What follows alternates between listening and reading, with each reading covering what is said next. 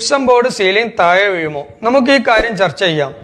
Gypsum board work ഏത് രൂപത്തിലാണോ ചെയ്യേണ്ടത് ആ രൂപത്തിൽ വർക്ക് ചെയ്തിട്ടില്ലെങ്കിൽ, ചാനൽ എങ്ങനെയാണോ ഇടേണ്ടത്, സപ്പോർട്ട് എങ്ങനെയാണോ ചെയ്യേണ്ടത് അത് കണക്കായി ചെയ്തിട്ടില്ലെങ്കിൽ ജിപ്സം ബോർഡ് സീലിംഗ് താഴെ വീഴുമെന്ന കാര്യത്തിൽ സംശയമില്ല.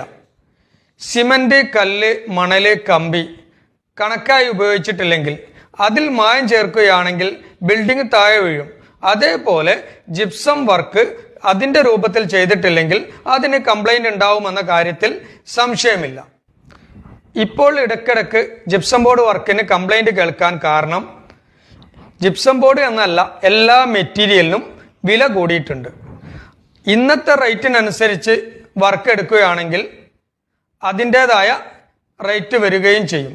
പക്ഷേ ഇപ്പോൾ സാധാരണക്കാരും അല്ലെങ്കിൽ മറ്റുള്ളവരും എത്രത്തോളം റേറ്റ് കുറപ്പിച്ച് വർക്ക് എടുപ്പിക്കാൻ കഴിയുമോ അത്രത്തോളം റേറ്റ് കുറപ്പിച്ചാണ് വർക്ക് എടുക്കുന്നത്. വർക്ക് കിട്ടണമെങ്കിൽ റേറ്റ് കുറച്ച് പറയേണ്ട ഒരു അവസ്ഥയാണുള്ളത്. അങ്ങനെ റേറ്റ് കുറച്ച് പറയുമ്പോൾ അതിനനുസരിച്ചുള്ള ചാനലുകൾ ഇടേണ്ടിയിരിക്കുന്നു.